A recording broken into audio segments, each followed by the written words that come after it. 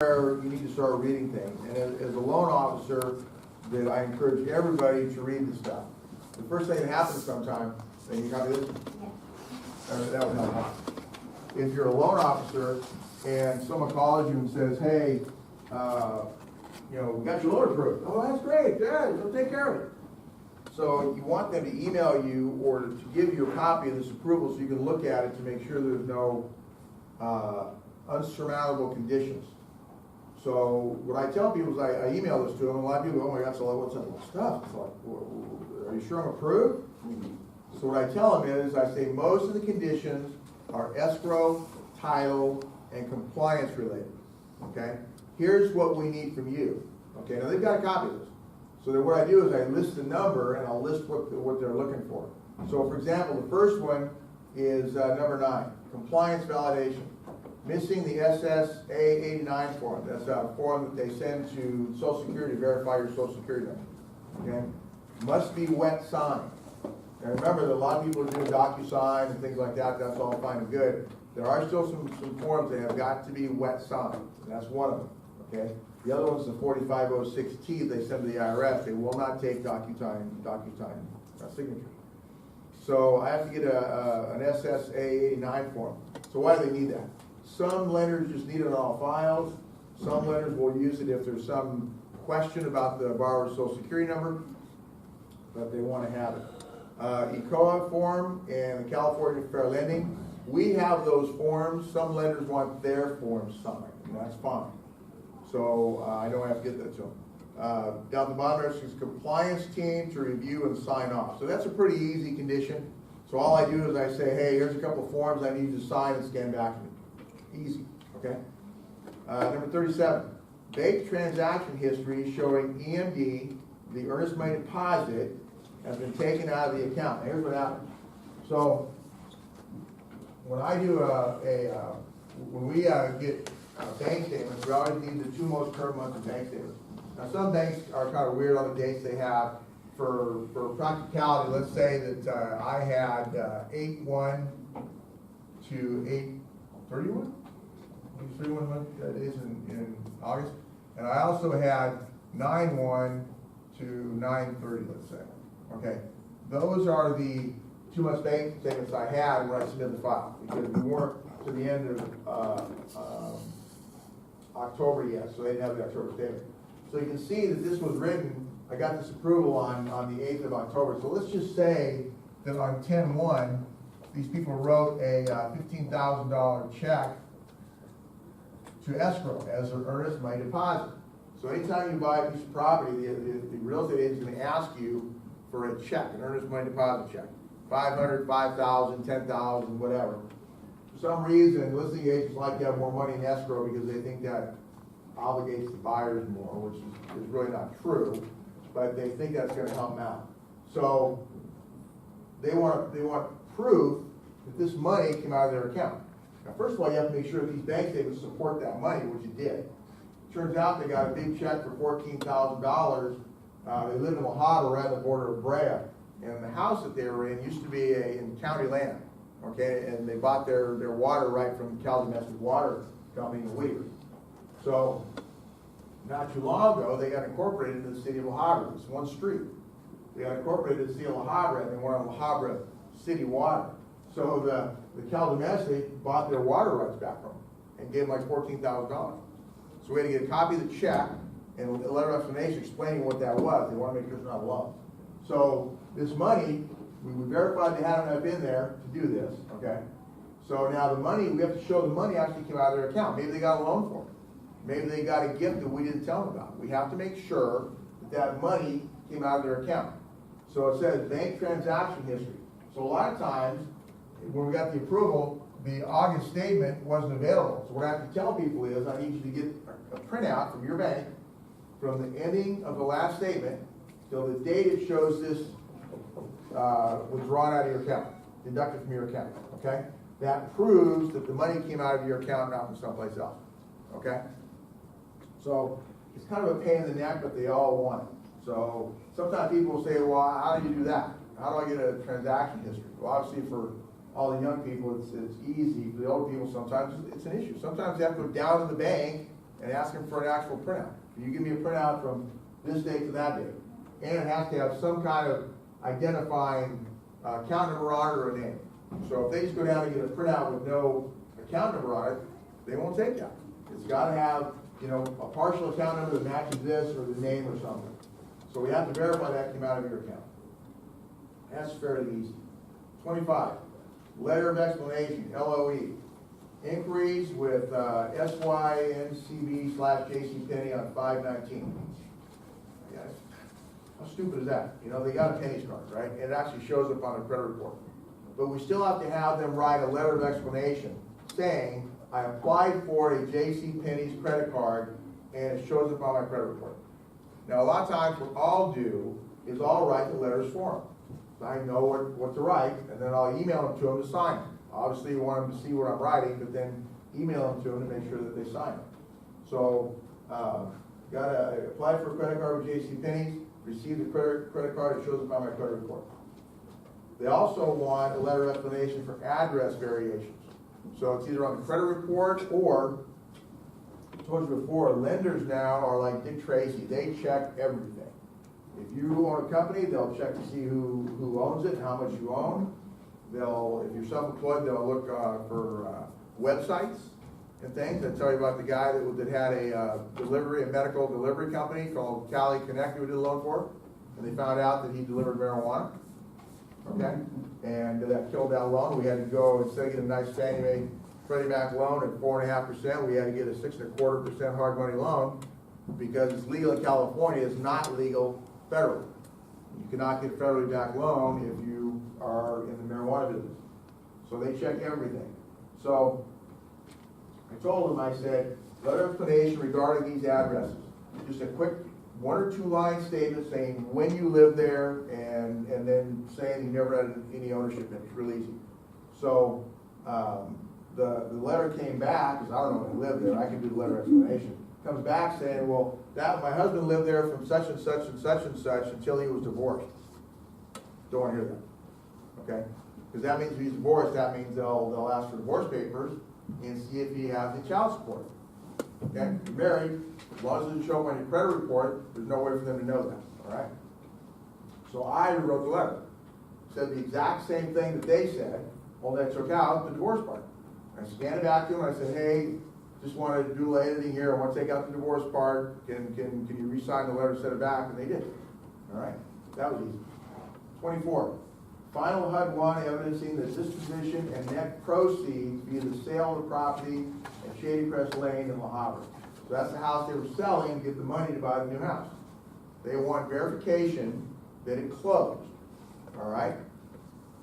And that's where the money's coming from. They also want proof that the money got transferred. All right? They got a paper source. Now, in the olden days, we would have what was called concurrent closings. That meant that if I sold my house today and my buyers took possession today, I could also close my purchase today. You can't do that anymore. All right? Because they got to verify that once you close your house, that money is transferred, hopefully to the other escrow company. Because I told them this up front. All the money that came out of this escrow goes into the purchase escrow. Well, what if I don't need that much money? Doesn't matter. It goes from one escrow to the other. If it goes into your bank account, sometimes there's a hold put on it because you need that money immediately. And they're going to want proof then that that money went into your bank account and then you wired it back out. So now I got to get another printout from you. All right? Because they got to make sure where this money came from or where it went. Again, it's not a loan, nothing weird is happening. All right? That's how detailed they get. So remember by telling you that it's usually not an issue of people qualifying for a loan. It's always these little details that seem like nuts to people. And if people are working, they got kids, they got body soccer practice, they got whatever, this stuff is a pain in the neck. You know, it's a lot of just busy work to do. Okay, so they have to have proof that her house closed. It did. That's why they want to close this thing tomorrow, because they're renting back the house that they sold, and they have to be out this weekend. And they would like to buy the new house and get it painted and put some new carpeting and stuff. But if we can't get to it till tomorrow, if they can't get it funded tomorrow, then it flops over into Wednesday, and they're paying a per diem rent penalty on the house they're staying in, because they don't own it anymore. Okay, 17, escrow amendment regarding the vesting. That's the other thing that real estate agents can help with some of this stuff. When you're talking about somebody that's in escrow, okay, you're in escrow now. Some things you have to do, listen to your lender, quickly get back what they need, get your insurance in place, and figure out your vesting. Huh? What's vesting mean? Does anybody know what vesting means? Okay, get a couple of nods. So how are they going to take title on the property? that's right. So there's a bunch of different ways to own a piece of property. You know, if you're husband or wife, boyfriend, girlfriend, brother, sister, or whatever, there's a bunch of different ways to take vesting. And we're not supposed to, either are the realtors, you're not supposed to advise people, but then they get confused. Well, who am I going to call? Well, call your attorney. Well, it's going to cost me $500. I don't have an attorney. Let me go on the internet. Whatever. It gets confusing. So you got to tell them, be aware you're going to need vesting.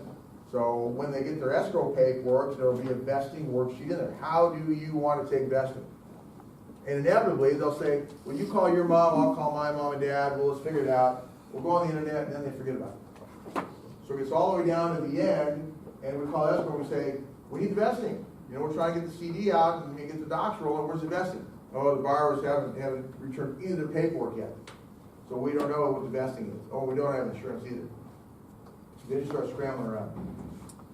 So we need something from escrow saying what the escrow amendment is. You can see how important, we talked about escrow last class period, you can see how important the escrow company is. Okay? They're very involved in this stuff.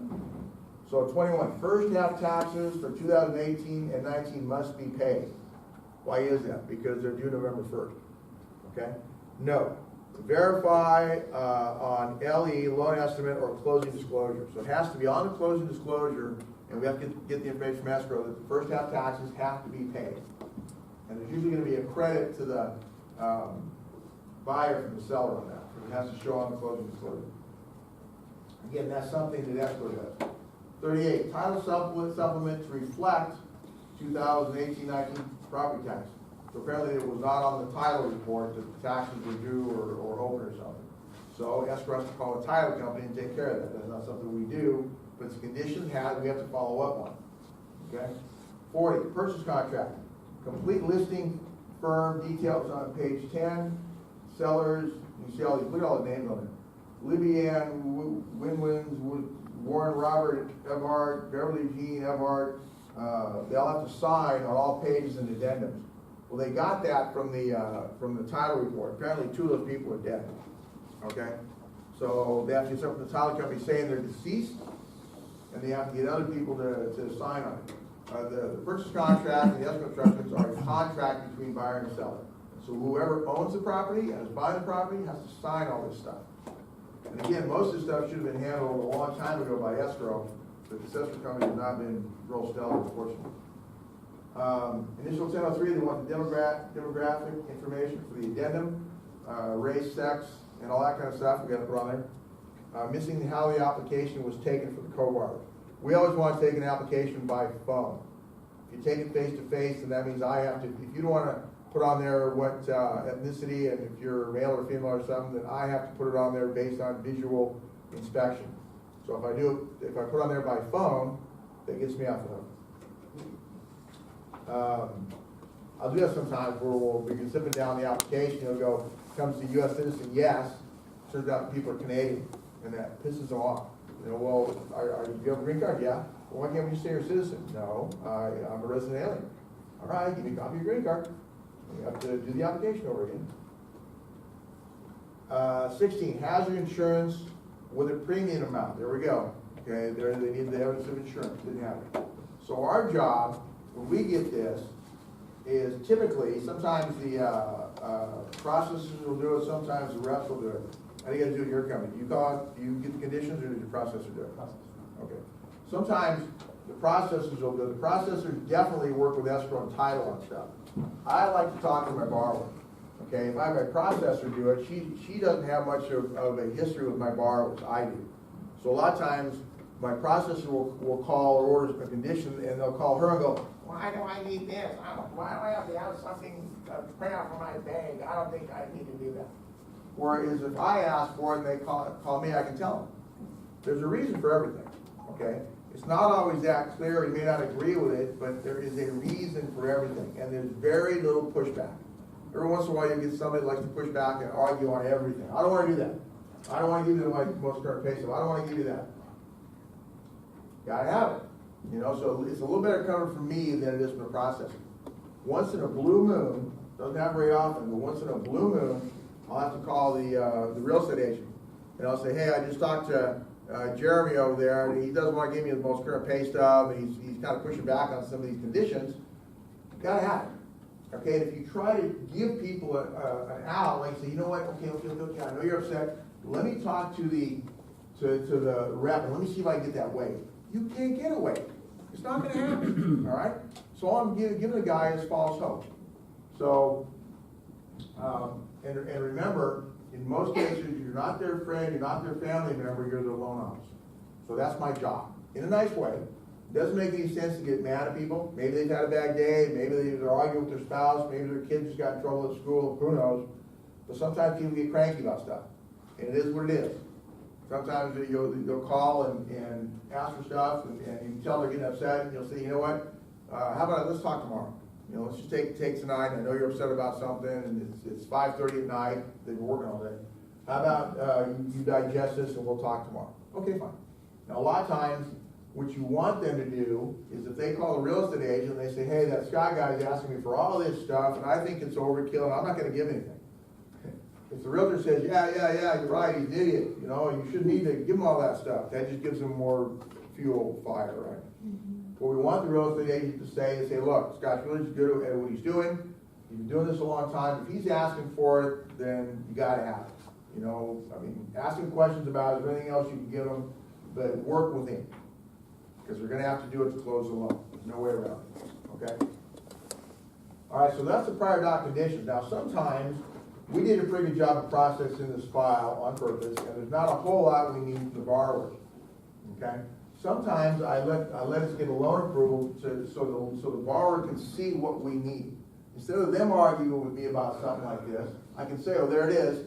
I need a proof that the $15,000 came out of your bank. It's not me, it's the underwriter. Even though we talked about it, we're going to need it. So sometimes, if they do a bad job of processing, okay, you'll get a list 2 pages long on this stuff, and that's just no fun. Happens every once in a while, but you'll get a huge list that takes forever to get taken care of. Okay? So the shorter the list, the better it is. Prior doc. And these are subject to, okay, these are subject to reconditions. Example, let's say that in this situation, all right, we're cruising along and they want proof that this money came out of the bank account.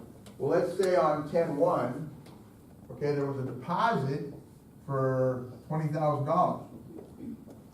Okay? A branch deposit, doesn't say what it's from, it's a branch deposit. And then we see the $15,000 come out. Okay? The deposit wasn't on these bank statements, but here it is. So what do you think is going to happen? The lender's going to say, what's that? Okay, where'd that come from? Well, there's money laying around. 20 grand, yeah, right. So they're going to say we have to source that money. Even though they don't necessarily need it because they had plenty in there, they're going to know where that deposit came from. What happened? Oh, my grandfather decided to give us $20,000. Okay, well, we need a letter of explanation to get that. Okay, you should have told me that. And we tell people up front, you're on financial lockdown. Don't buy anything. Don't go get a credit report on anything. Don't go look for used cars or new cars or something. And don't move any money around unless you call me. And they'll do that sometimes. They'll say, hey, you know, my grandfather wants to give me $20,000. What should I do? Well, we got plenty of money showing from the sale of your house and in the bank to close this transaction. Have him give it to you after the deal closes. Don't do it now. Don't do it now because it's going to be an issue we're going to have to deal with. So we want people to tell us ahead of time as far as not. But my point is that if we got all these conditions and set them in, lenders don't like you piecemealing these things in. They don't want to handle the files many times. You can't send this stuff in until you have everything. All right? So now all of a sudden, if I see this, let's say I didn't see that. Let's say I got the printout and I just handed it to the processor and she put it in the stack and she didn't look at it either, and in it goes. So it's usually 24 to 48 hours for the underwriter to sign this stuff off, all right? Some of the stuff the junior underwriters can sign off, like the letter of explanation stuff. Typically, anything that's income or money related or credit related, the underwriter has to sign off. So now the underwriter looks at this and goes, $20,000. You know, we need a source and a letter of explanation for $20,000. So I may have just lost 2 days, okay? So I look at it, and then I want my processor to look at it in case I miss it. And then I call. Well, maybe they won't ask about it, they're gonna ask about it. So it's better to get this stuff up front than to hold up your deal later. Okay, so then down here, kind of in the middle, it says internal prior to doc. There's certain things that the lender has to do, all right? Complete appraisal report. At the time we got the approval, we didn't have the appraisal. Must address CO2 detector and double strap water heater. So as a real estate agent, what you realize is that the state of California requires three things. A double strap water heater, unless it's a tankless, okay? CO2 detectors, and smoke detectors. Now some lenders, they don't do it so much anymore. They used to get really snotty about this stuff. We need smoke detectors outside out of every sleeping area.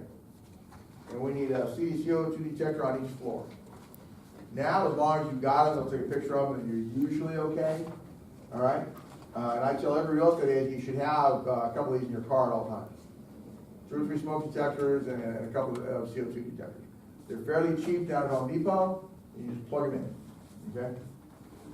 So they're looking for that. If they're not on there, I said one, like it was on this deal I was telling you about, this deal. When I called the listing agent, she's fairly new. And I said, hey, I always tell them, call you when the appraiser calls you. So she called me, I said, okay, good. And I'm meeting the guy tomorrow at 10 o'clock. Okay, I said, now remember, CO2 detectors, smoke detectors, and double strap water heater. But I said, you need